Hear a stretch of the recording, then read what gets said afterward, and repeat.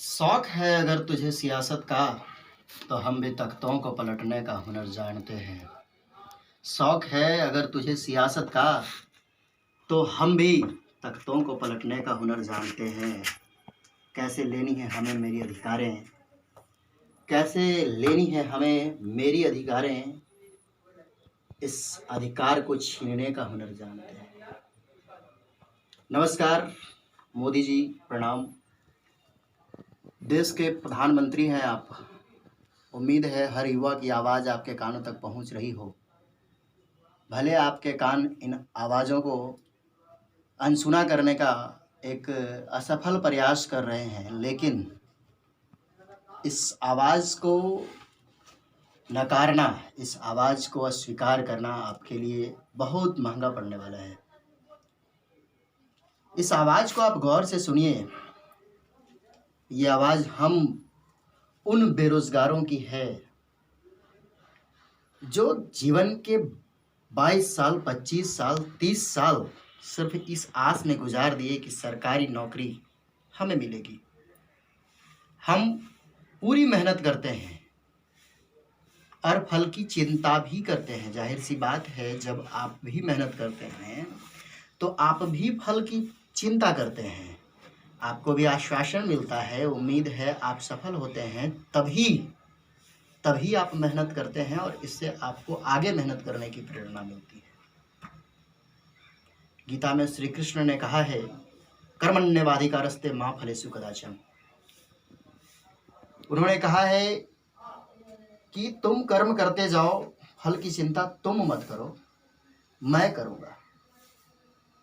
लेकिन हम बेरोजगार युवा इतनी मेहनत कर रहे हैं, देश के मतलब अपने जीवन के इतने साल हमने इस तरह के कमी में, इस तरह से अपने अरमानों को बुझाकर, अपने अरमानों को कुचल कर, इतने समय व्यतीत कर हमने ये सारे इतने पढ़ाई लिखाई की है, इतनी मेहनत की, जी तोड़ मेहनत किया है, शरीर को शरीर नहीं समझा है, शौक को शौक नहीं समझा है, बस माँ बाप के अरमानों और अपने जीवन के सफल होने के, भविष्य सुनहरे हो, इसके अरमानों के साथ हम लगे हैं।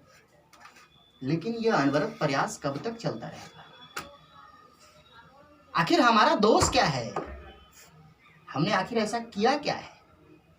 कौन सी खता हो गई मालिक हमसे जिसकी सजा दी जा रही है? आज देश का 10 करोड़ युवा एक साथ आवाज उठा रहा है, लेकिन इसे सुनने वाली आपकी सरकार नहीं है। क्या आप भूल गए? ये वही युवा है जिसने आपको दूसरी बार भी दिल्ली की गद्दी पर पहुंचाया है। क्या आप उसकी औकात को भूल गए, या उसकी शक्तियों का आपको एहसास ही नहीं है, या फिर विवेकहीन होकर आप जानबूझ करके उसकी आवाज को दबाने की एक निरंकुश असफल प्रयास करने जा रहे हैं? आपको जयप्रकाश नारायण वाला आंदोलन याद होगा। Indira Gandhi, iron lady of India, iron lady मानी जाती थी। सरकारें गिर गई, युवाओं के इस भीड़ से सरकारें गिर गई हैं। आपको अगर एहसास नहीं है हमारी शक्तियों का, तो इतिहास पढ़ लीजिए। आखिर हमारा दोष क्या है? किस बात का हमें दंड दिया जा रहा है? ये कब तक चलेगा? ये कब तक हम भारत, विश्व और पूरे ग्लोब को अपने अंगुलियों पर लेकर के नाचते रहेंगे? अच्छे से अच्छे मतलब साहूकार जितने मुकेश अंबानी नहीं हिसाब करते हैं, उससे ज्यादा हिसाब हम लोग बनाते रहते हैं। क्या करते रहेंगे हम लोग? ये प्राइवेटाइजेशन, अरे आपको प्राइवेटाइजेशन करना था, आप शिक्षा का कर दिए होते। शिक्षा के क्षेत्र में संसाधनों को सरकारी रख करके उसके कर्मचारियों को प्राइवेट किया जाए, और स्वास्थ्य में भी यही सुविधा लागू की जाए। स्वास्थ्य विभाग के भी कर्मचारियों को प्राइवेट करके और उसके संसाधनों को सरकारी रखा जाए, तो हमें पूर्ण विश्वास है कि कम पैसे में आपको अच्छे कर्मचारी और अच्छा काम मिलेगा। लेकिन आपने तो देश की रीढ़ को प्राइवेट करने का काम किया है। तो फिर आप ईस्ट इंडिया कंपनी और आप में अंतर क्या रहेगा? सारी की सारी कंपनियां आप बेच दोगे, सारे के सारे जितने भी संस्थाएं हैं सबको आप प्राइवेट कर दोगे, तो फिर हम लोग कहाँ जाएंगे? आम गरीब जनता कहाँ जाएगी? आम स्टूडेंट्स कहाँ जाएंगे? छात्र जो जिनके पास पैसे नहीं होते हैं फिर भी एग्जाम देने के लिए चला जाता था, आज प्राइवेट ट्रेनों में उसे चढ़ने के लिए नहीं दिया जाएगा। कौन जिम्मेदार होगा इसका? क्या आप बात कर रहे हैं? आप इस तरह की जो घटनाएं हो रही हैं, ये मतलब कह सकते हैं, आप समझ लीजिए तो रामधारी सिंह दिनकर की रश्मिरथी में उन्होंने कहा था, जब नाश मनुज पर छाता है पहले विवेक मर जाता है। ये पूरा सरकार का विवेकहीन फैसला है। आपको इसको गंभीरता से लेना होगा। आप इसे गंभीरता से लीजिए, नहीं तो इसके परिणाम भीषण होंगे और इससे देश का भविष्य भी गड़बड़ा जाएगा। सत्ता में आपका रहना जरूरी है, लेकिन सत्ता में रह करके आप अच्छे काम करेंगे ना। राम मंदिर का मुद्दा ठीक है, कश्मीर का मुद्दा ठीक है, 370 भी हट गया, ठीक है। सीए एनआरसी का भी हम समर्थन करते हैं, पुरजोर समर्थन करते हैं, हमने भाजपा को वोट दिया है, लेकिन इसका ये मतलब तो नहीं कि आप सत्ता में जाकर के अपने मन की करेंगे। आपके नाक के नीचे हो रहा है साल भर से, पिछले साल भर से ज़्यादा समय से हमारी मतलब हम बेरोजगार युवाओं का 1000 करोड़ से ज़्यादा रुपया रेलवे के पास पड़ा हुआ है। क्या उसका इंटरेस्ट कौन देगा? उसका ब्याज कौन देगा? आज अगर हम 50 युवा जाकर के ट्रेन पर बैठ जाएं तो 60 टीटी आ जाता है और तुरंत पैसे मांगने लगता है। क्या हम उसे कह सकते हैं कि जाओ, जो 1000 करोड़ रुपए रेलवे मंत्रालय के पास हमारा रखा हुआ है उसके ब्याज से हमारे टिकट के पैसे काट लो? मैं अपने देश के युवा साथियों, बेरोजगार युवा साथियों से कहना चाहता हूं कि हमें ऐसे करने की ज़रूरत है। हम हर प्राइवेट ट्रेन, हर सरकारी ट्रेन को रोकेंगे, उस पर चढ़ेंगे और अगर कोई टिकट मांगने के लिए आता है तो हम कहेंगे हमारा 1000 करोड़ रुपया 1 साल से ज़्यादा समय से पड़ा हुआ है। वो पैसा सिर्फ आपका 500 रुपया नहीं है। आप या हम इंडिविजुअल नहीं हैं, हम सभी साथ हैं, हम सभी एक हैं। हमारे बेरोजगार साथियों, हमारे दोस्तों, एक साथ आइए और हमें इसके लिए भौतिक रूप से सड़कों पर उतरकर प्रदर्शन करना होगा। मैं इसके लिए तैयार हूं। जब भविष्य ही नहीं रहेगा, जब हमारे चलते अगर मेरा एक भविष्य खराब होने के कारण अगर लाखों करोड़ों युवाओं का भविष्य संवरता है तो मैं अपने भविष्य की आहुति देने के लिए तैयार हूं। इसके लिए कोई दो मत नहीं है। मैं आपकी अगुवाई करूंगा। हमें अब जरूरत है हर जगह से, जहां से भी कोई निजी ट्रेन गुजरती हो उस ट्रेन को निकलने नहीं दिया जाए। जो भी ट्रेन पर हम चढ़ेंगे वहां टिकट नहीं देंगे, हम टिकट नहीं दिखाएंगे, टिकट नहीं लेंगे। और अगर कोई रोकेगा तो मैं उसे प्रेम से समझाऊंगा कि देखो भाई, ऐसा केस है, अगर आप नहीं समझते हैं तो हमें आपके साथ जोर जबरदस्ती करनी होगी। हम गैर कानूनी तरीके अपनाएंगे। कानून हमारे लिए है, हम कानून के लिए नहीं बने हैं, ये आपको समझना होगा। सरकारें हैं, ठीक है, सरकार जो कानून बनाएगी वो कानून हम पर लागू होंगे, ये ठीक है, लेकिन वो कानून हमारे लिए होने चाहिए। हम कानून के लिए ना बन जाए, ऐसे कानून नहीं बनाने चाहिए। युवा आवाज नहीं उठा रहा है, इसे दब्बू समझा जा रहा है, ऐसा थोड़ी होता है। मतलब कब तक मेहनत करते रहेंगे भाई? एग्जाम का नोटिफिकेशन निकल गया, आपके पास नहीं था संसाधन, आपके पास एग्जाम कराने का संसाधन नहीं है, तो क्यों लिए?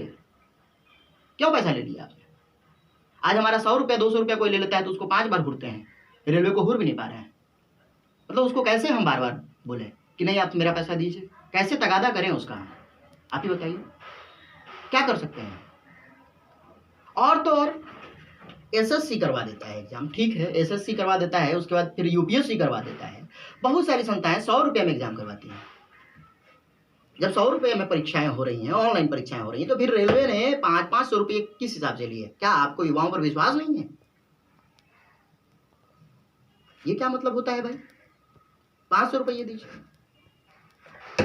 ये कहां से नियम आ गया भाई? कहीं कहीं 1000 रुपया दीजिए। एक तो युवा बेरोजगार है, आपको वैकेंसी की जरूरत है, आपको स्टाफ की जरूरत है, आपको कर्मचारियों की जरूरत है। हम आपके यहाँ आ रहे हैं रिक्तियां भरने के लिए, आप हमें से पैसे लेंगे उल्टा।